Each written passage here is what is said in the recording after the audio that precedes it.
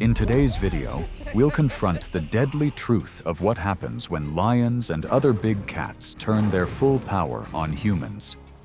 From a Chinese tourist's fatal encounter with a sedated tiger in Thailand, to a German photographer's final moments with a leopard in the South African bush. But first, let's journey to Africa, where a lion attacks a 326-pound woman. It was September 30th, 2024, and a dry heat hung heavy over the scrubland outside Hoedspruit, South Africa. In an off-grid wildlife retreat, a dozen tourists gathered near a lion enclosure, watching a massive male pace behind deteriorating chain-link mesh.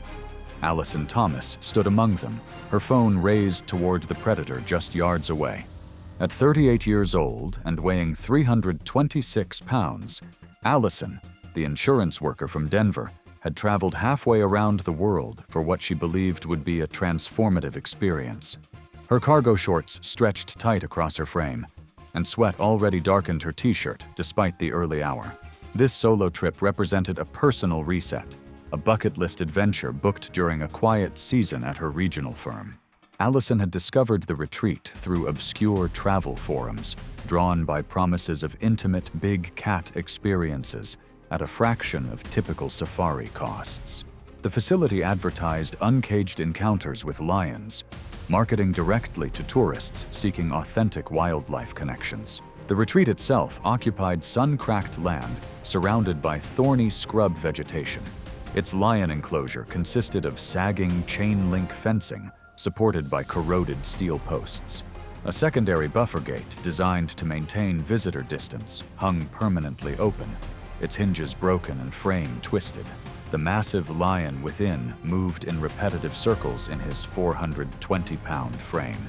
This particular lion represented the dangerous intersection of captivity and wild instinct. Raised from cubhood for tourist interactions, he had spent years being handled for photo sessions before growing too large and unpredictable for direct contact. Now 7 years old, he retained his predatory reflexes while having lost natural fear of humans, a combination that made him extraordinarily dangerous. African lions can reach speeds of up to 35 miles per hour in short bursts and deliver bite forces exceeding 650 pounds per square inch, enough to crush bone instantly. Adult males typically weigh between 330 and 500 pounds and possess powerful forelimbs capable of dragging prey twice their size. Their claws, up to 1.5 inches long, are designed to grip and immobilize struggling animals. A faded caution notice hung crooked on the main gate, its text barely legible after years of sun exposure. The retreat's volunteer staff provided only cursory safety briefings, making no effort to enforce proper distances. One barefoot worker smoking near the enclosure gave vague warnings, while allowing tourists to approach the compromised fencing freely. Allison struggled with the uneven terrain, pausing frequently to catch her breath as others moved ahead. Her wheeled duffel and oversized day bag made navigation difficult across the rocky ground. Despite these challenges, she remained determined to capture the perfect photograph, extending her arm through gaps in the outer barrier for closer shots. At 9:14 a.m., the situation turned catastrophic in seconds. The lion suddenly lunged at the fence, both massive paws slamming into the mesh with tremendous force. Years of neglect had weakened the bottom tension wire, creating a gap several inches wide. The predator's claws hooked into Allison's right calf, and with shocking strength, he yanked her towards the barrier. Her substantial weight initially worked against the lion's pull, but the animal's persistence proved overwhelming. With a second, more violent jerk, Allison's leg slid under the compromised fencing. Witnesses saw her sandal flew off as her limb twisted unnaturally. The tearing sound of metal accompanied her body being dragged through the gap, landing heavily inside the enclosure. Allison's size and the awkward angle of her fall prevented quick movement. Her backpack shifted, throwing off her balance as she attempted to push herself upright. The lion immediately seized this advantage, clamping powerful jaws around her hip and dragging her away from the fence. His massive forelimbs pinned her to the ground as she struggled weakly beneath his weight. Witnesses backed away in horror, their screams echoing across the compound. Several shouted for staff intervention, but no immediate help arrived. The lion's predatory instincts took complete control as he repositioned his grip, biting across Allison's midsection with bone-crushing force. Her size, which had made escape impossible, now prolonged her suffering as the predator struggled to establish the killing grip his instincts demanded. Two keepers eventually arrived with poles but lacked tranquilizer equipment. Their shouting and fence striking provided only momentary distraction before the lion resumed his attack. By the time a veterinarian reached the scene with tranquilizer darts 23 minutes later, Allison had succumbed to massive blood loss and internal trauma. The lion was relocated to a private facility, while the retreat faced scrutiny from South African authorities. Multiple safety violations were cited, though no arrests followed. The facility closed within weeks as international travel agents ceased referrals. Allison's body was cremated in South Africa, and her remains were flown back to Colorado under consular escort. A small memorial service was held at a Unitarian church in Denver, attended by co-workers and close family, with no media presence allowed. Yet even as Allison's story served as a grim reminder of the dangers of unregulated facilities, in the humid jungles of Thailand, a young Chinese tourist would discover that even the most commercialized animal encounters could turn deadly in an instant. It was August 29, 2016. 12 miles from the city center of Chiang Mai, the Tiger Garden's low fences and cement pens housed sedated big cats, prepped for tourist photos as handlers moved quietly among them. Behind the largest enclosure, a young tourist was unaware that a few inches of movement would set off a chain she could not stop. Lena Wu was 26, a software quality analyst from Shenzhen, on a one-week vacation with her boyfriend, Chen. She worked long hours testing code stability for a logistics platform used in commercial ports. Lena had saved for over a year to take this short trip before switching teams at work. The Tiger Garden package had appealed because of its promise of proximity. Full-sized adult tigers, no cages, just calm, safe interaction. But like many visitors, she underestimated the risk. The park's curated image, uniformed guides, walkways, and photo packages blurred the line between wildlife and amusement. The Bengal tigers looked half asleep in every promotional video, their heads cradled in tourists' laps like house cats. Bengal tigers can weigh up to 500 pounds and possess a bite force of over 1,000 pounds per square inch. Their massive paws are equipped with retractable claws over 3 inches long, designed to grip and tear flesh. Most critically, tigers retain their predatory instincts, regardless of their upbringing. Even heavily sedated tigers can react with lightning speed to sudden movements or perceived threats. By late morning, Lena and Chen entered the largest photo enclosure, marked Zone C, full size. It held 2 male tigers and 1 female, all between 390 and 450 pounds. Lena knelt on the mat beside a 420-pound male named Morn. Though partially sedated with diazepam, Morn had shown agitation earlier that day. Twitching ears, dilated pupils, a low vocalization mistaken as a chuff. Handlers noted it, but rotated him into the photo schedule anyway, staggering his appearances with short rests. At 11:48 a.m., Lena and Chen were called forward. A handler instructed them to move slowly, keep low, and avoid touching the tiger's face or tail. They were told to smile and wait for a staff member to snap the photo. As Chen posed beside Lena, a nearby toddler's cries sparked brief panic and shouting from another family across the enclosure. The supervising handler walked over, leaving Lena and Chen without direct oversight. Morn's head was resting on his front paw. Lena crouched further, leaning toward her boyfriend and rotating slightly to face the camera. As she did, her fare flicked sideways, trailing across the side of the tiger's nose. The reaction was immediate. Morn's head lifted, ears back, mouth open. With a half snarl, he lunged, his jaws closing around the side of Lena's neck and right shoulder in a single crushing grip. Chen stumbled backward. There was no roar, only a thud and a wet, tearing sound as the tiger adjusted his grip and pulled her sideways. She made a sound, short, breathy, but it was already drowned by the staff yelling across the pen. 2 handlers arrived within seconds, jabbing metal poles into the tiger's flank. Morn growled, releasing Lena with a final shake. She rolled onto her back, one arm twitching. Blood soaked through the turf beneath her. Chen shouted her name, frozen in place.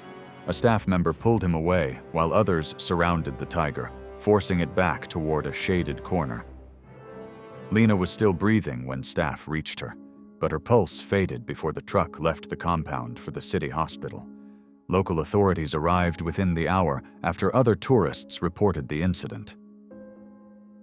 Tiger Garden suspended operations for 2 weeks pending review, but reopened quietly under the same ownership. The enclosure was cleaned and the turf replaced. Morn was rotated off public access but not euthanized. A brief note in Thai ministry records described the event as accidental human contact, resulting in fatality. No charges were filed. Chen flew home with her remains after a brief formal procedure. Lena's body was repatriated to Shenzhen for cremation. Her parents held a private service with only close family. Lena's tragic encounter highlighted the consequences of lapses in supervision at wildlife attractions. But just over a year later in South Africa, a photographer would learn that some predators require no handler's negligence. It was November 7th, 2017, and the Bushveld outside Marakele National Park was unusually still in the minutes before sunrise. A low haze hung over the Thornveld as 3 figures, 2 tourists and a local photography guide, moved slowly along a footpath just beyond the lodge boundary. About 40 yards away, separated by a bend in the dry gully, another man was crouched near a patch of scrub, camera poised, unaware he was no longer alone. Johannes Nagel was 41, a mechanical engineer from Leipzig, and an experienced amateur wildlife photographer.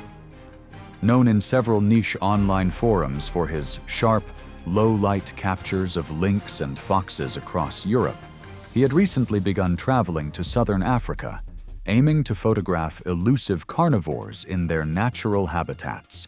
On his arrival at the self-catering lodge in Waterberg district, he asked specific questions about leopard sightings just outside the park's boundary. While lodge staff discouraged solo excursions for safety reasons, enforcement was limited to signs and polite warnings. He kept mostly to himself. Over dinner the night before, a British couple remembered him mentioning he preferred working alone at dawn for better light and fewer voices. At check-in, he declined group tours, but agreed to a general safety briefing. Unbeknownst to the lodge, he left before 5:30 a.m. the next morning, walking out with a folding stool and camera bag. A witness, local guide Marius Kutzi, who was leading 2 clients nearby, later recalled seeing Johannes crossing through low brush on the opposite ridge, heading toward a natural clearing known for predator movement. African leopards are solitary ambush hunters, with males in this region weighing between 140 and 180 pounds. Their bite force exceeds 400 pounds per square inch, and their retractable claws can grow over 2 inches long. In dry terrain like Waterberg, they use ravines and dense brush for cover, often approaching from downwind and attacking with little to no warning. According to Coetzee, the leopard was first seen at a distance of around 25 yards. He was preparing to call out a warning when the attack unfolded. At 6:14 a.m., Johannes had just stood up from his stool, camera raised, when the leopard emerged from a gully behind him in a blur of motion. Both guests with Coetzee witnessed the moment of impact from across the drainage, roughly 120 feet away. The animal leapt high, striking Johannes from behind and knocking him to the ground. The initial impact knocked Johannes flat, his equipment scattering as the leopard latched onto the back of his neck with its jaws. Witnesses saw him twist violently, arms flailing as he tried to push himself up, but the cat's weight pinned him instantly. The leopard bit deep into the side of his neck, just beneath the skull, and began shaking its head in short, brutal jerks. Standard subduing behavior designed to sever the spine or crush the windpipe.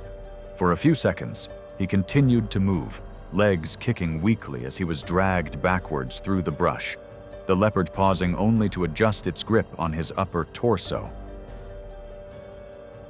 Behind the screen of Thornveld, the attack continued, partly obscured but still audible. Wet sounds of tearing, low growls, and one short, guttural scream that abruptly cut off. Lodge staff and a local ranger arrived just after 7 a.m. after the guide called for help. They followed faint drag marks and disturbed grass roughly 15 feet into a thicket, where they found the victim partially concealed under leaves and dry branches, a known caching behavior in leopards. Johannes's camera bag was torn open, and his lens cap was located several feet from the apparent point of contact. Rangers found signs that part of his right leg had been consumed. There were no indications the leopard had been injured or provoked. Rangers later noted deep puncture wounds to the base of the skull and extensive tearing injuries across the back and left flank, consistent with a rapid kill followed by feeding. His right arm had multiple fractures and lacerations, likely defensive as he tried to shield his head. Flesh had been stripped from his hip and upper thigh, and small tufts of clothing were embedded in nearby thorns. The leopard had begun consuming him almost immediately, starting at the soft tissue of the inner leg and flank, before covering the body with dry grass and backing off, likely when it sensed other humans approaching the area. The area was secured, and traps and trail cameras were deployed within hours, though no immediate sightings of the leopard followed. Authorities did not initiate a cull, citing the animal's natural behavior and the victim's unauthorized off-trail activity. The official report listed the cause as death by animal attack during unsanctioned activity outside the lodge perimeter. Johannes's remains were airlifted to Johannesburg for repatriation. His sister, notified by German consular officials, flew in to accompany the process home. A short memorial thread appeared on the Wildlife Photography Forum, where he had posted for years. However, even as Johannes served as a reminder that the hunter can quickly become the hunted, in the confines of a Bolivian zoo, an animal keeper would discover that captivity offers no protection when a jaguar's crushing bite finds its mark. It was June 12, 2015, and the air over Santa Cruz de la Sierra was thick with the damp heat of early winter in Bolivia's lowlands. Inside the modest city zoo on the edge of Parque El Arenal, staff moved briskly through their morning routines. The big cats were being fed and pens prepared for cleaning. In the concrete service corridor behind the Jaguar exhibit, a junior keeper carried a bucket and broom into a secondary enclosure, not realizing the dividing gate behind her was already shifting open. Claudia Rojas was 29, a recent hire at the Santa Cruz Zoo. She had spent most of her adult life in the city, working part-time at veterinary clinics while completing coursework in animal care. When she landed a contract position at the zoo, it was a step up, her first full-time role involving exotic species. She assisted senior keepers with daily routines, diet prep, pen cleaning, and light behavioral observations. Colleagues described her as punctual and careful, someone who asked questions and followed checklists. But that Friday morning was busy, and protocol depended on understaffed teams coordinating their movements across several adjoining enclosures.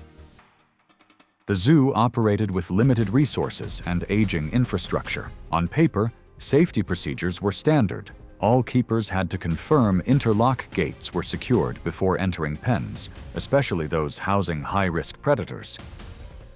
But internal records later showed that Claudia had reported issues with the Jaguar pen's gate rollers twice in her short tenure, issues marked unresolved. A thin maintenance slip, never signed off, had noted sliding motion uneven, sticks slightly open unless slammed. The Jaguar exhibit was a 3-chamber design. Jaguars were moved between front display, mid-holding, and rear service pen through a sequence of sliding metal gates. That morning, the male Jaguar, a 160-pound adult named Rayo, had eaten without issue and been guided into the display pen. Claudia and a senior keeper moved to clean the rear service pen. The senior stepped away briefly to respond to a radio call, leaving Claudia to begin routine hosing and scrubbing. She entered without checking the secondary gate's status herself, assuming it was secured. It was not. Jaguars are solitary ambush hunters with the most powerful bite relative to body size among all big cats. Unlike lions or leopards, which target the neck or throat, jaguars kill by crushing the skull or cervical vertebrae, with a bite force exceeding 1,500 pounds per square inch, enough to crack turtle shells and crush the bones of caimans. These stocky, muscular cats can weigh up to 350 pounds and possess incredible stealth, moving silently through their territory before launching devastating attacks. In captivity, they retain all their predatory instincts and can react explosively to sudden access or disturbance. Rayo had previously tested boundaries, learning to push against loose fittings in the gate system with his shoulder. At 8:41 a.m., he did just that, slipping silently through the divider into the service pen while Claudia's back was turned. The jaguar's natural hunting behavior involves patient stalking, followed by a single decisive strike.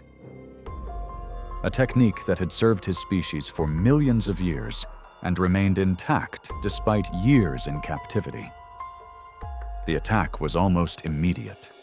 A muffled scream was heard by 2 nearby staff members, followed by the sharp scrape of metal and a heavy thud.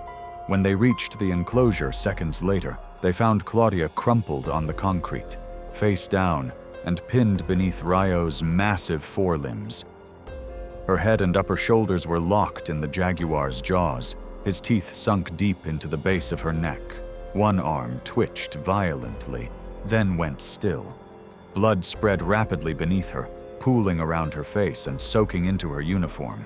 One staffer shouted and struck the mesh with a tool, but the jaguar barely flinched, his thick tail lashing as he kept his weight pressed on her back. A second worker triggered the emergency air horn, and the sudden blast startled Rayo just enough to make him release and retreat several feet. His muzzle was soaked with blood, and he paced along the rear wall, ears flat and chest heaving. Claudia's body didn't move. A deep wound gaped across the side of her skull, and part of her left shoulder had been torn open, exposing muscle and fractured bone. The right side of her uniform was shredded, one sleeve still clenched between Rayo's front teeth.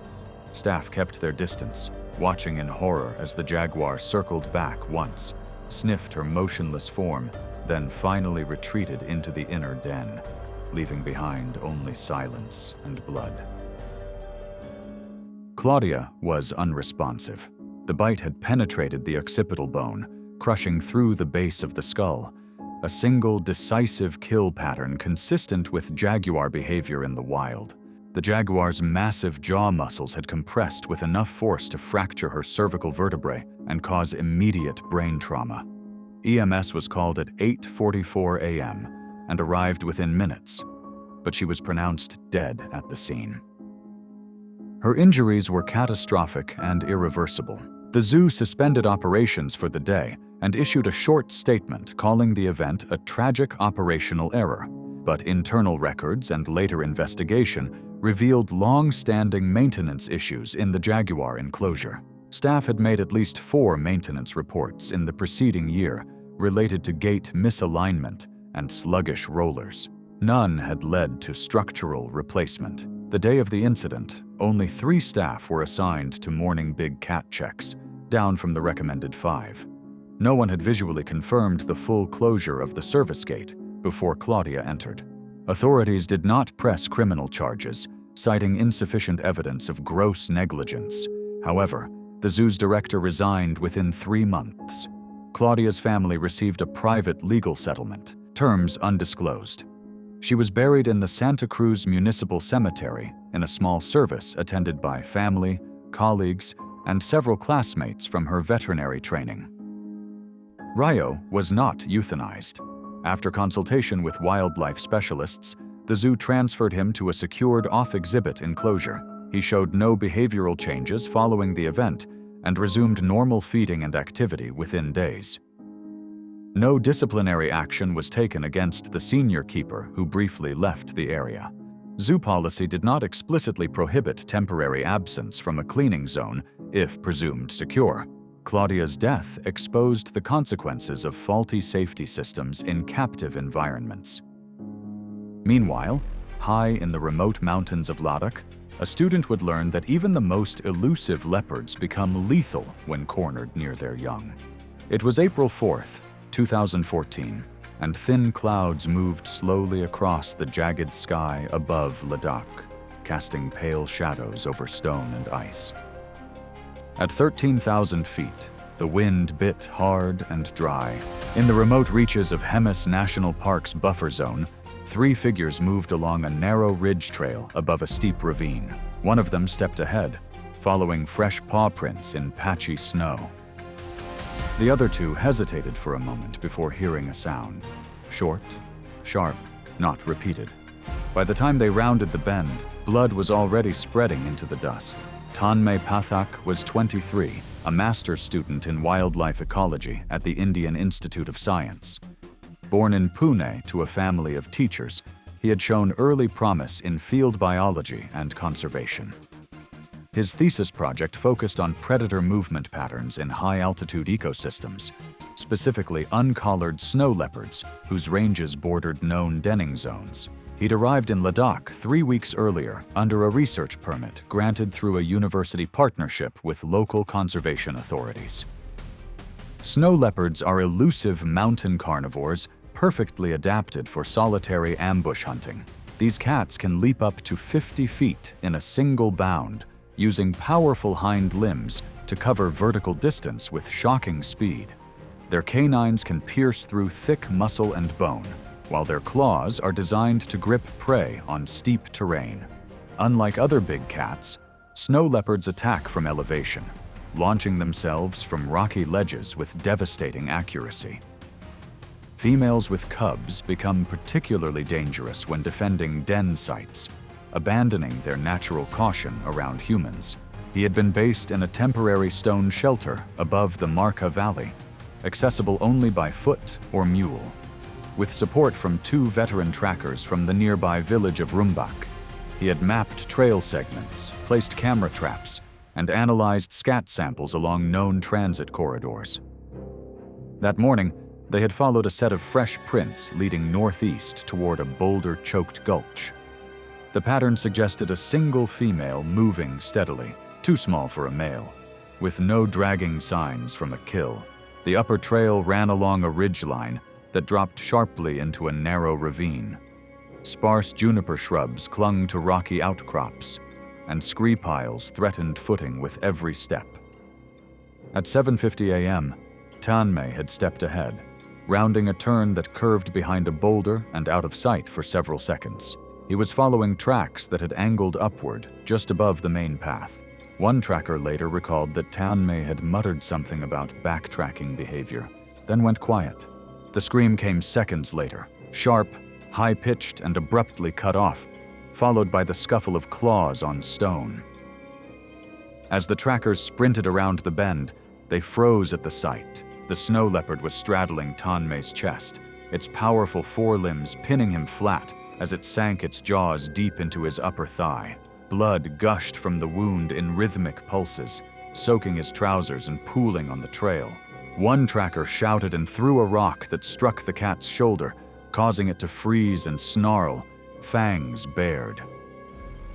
As the second tracker rushed forward, the leopard released its grip, gave one last low growl, and bounded back up the rocks, vanishing into the cliffs. Tanmay was still conscious, his eyes wide with shock. The torn muscle and exposed artery left his leg mangled from hip to knee, and blood loss was already critical. A satellite phone was activated at 8:04 a.m., relaying coordinates to the nearest field station. The response team prepared a helicopter, but cloud cover delayed takeoff, and terrain forced them to land more than a mile from the trail. Over the next 4 hours, the trackers tried to keep him alert. Tanmay drifted in and out of consciousness, breathing shallowly. His leg had turned cold by the time the rescue team arrived at 12:32 p.m. By then, his pulse was gone. A field medic pronounced death from exsanguination. The body was airlifted back to Leh that afternoon. Regional authorities determined that Tanmay had unintentionally moved too close to a den site, possibly triggering the attack. Camera traps retrieved days later showed a female snow leopard moving through the area with 2 cubs estimated at 4 months old. Tanmay's remains were cremated in a private ceremony in Pune, attended by his family, classmates, and faculty mentors. The institute later published his partial dataset in a small, peer-reviewed journal. Thanks for watching. If you enjoyed these lapses in judgment followed by brutal animal attacks, click here for more.